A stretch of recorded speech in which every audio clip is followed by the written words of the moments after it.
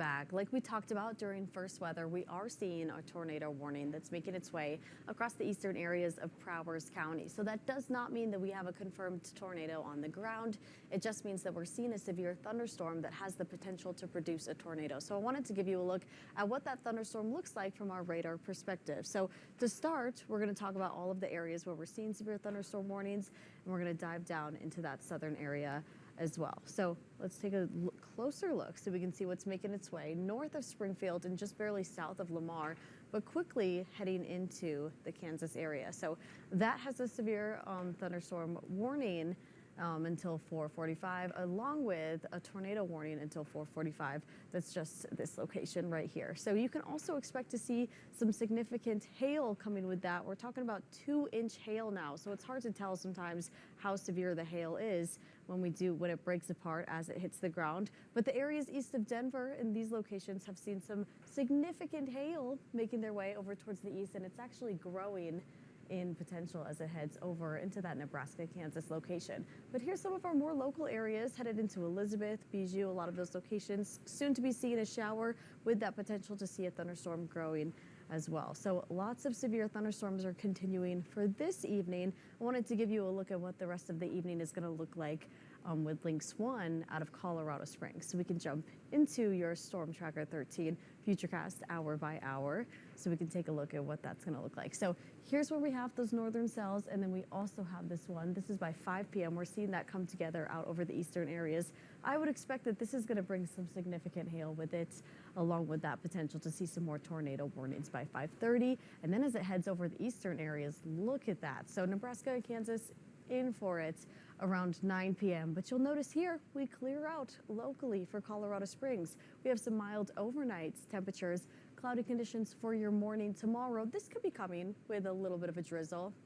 It looks like mostly cloudy for now, but some of those thicker clouds could bring a drizzle. So cloudy this evening, more thunderstorms tomorrow, but Wednesday is looking like the most severe day of the week. So that's why I wanted to show you into the rest of your Tuesday, and then we're going to jump into Wednesday as well.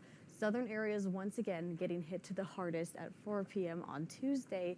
I would expect to see some more large hail with that potential to see some severe thunderstorm warnings making its way through Los Angeles County and then into Springfield. Spotty showers though, which you know that we need, but because we need them, we have dry grounds to those southern areas. We're looking at a level 3 or 4 out of 5 on our U.S. drought monitor, which means with the dry ground, can't really absorb the moisture to the efficiency that it should be able to. So a lot of that moisture rolls off, and that's why I would expect to see some flash flood warnings over this area as well. Once we hit about 2 to 3 inches, we can likely see some flash flood warnings for those southern areas tomorrow evening. Here's 10 p.m.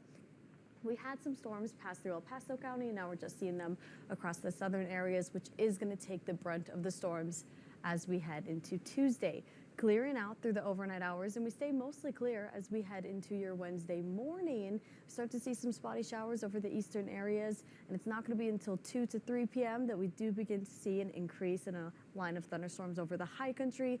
By 4 p.m., I would expect some small hail out of Colorado Springs there. We're seeing a really good line of thunderstorms that's making its way across Colorado and into those eastern areas to bring some more severe thunderstorm warnings out there by 9 p.m.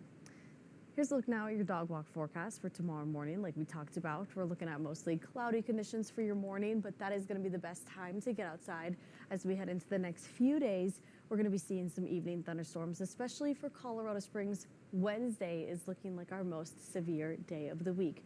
But for Pueblo, we've got high temperatures in the 90s by Thursday.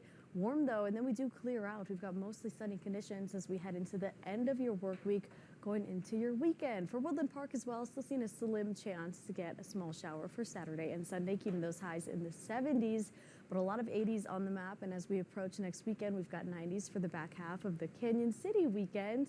Briargate, luckily a little bit cooler out there, jumping from 70s to 80s.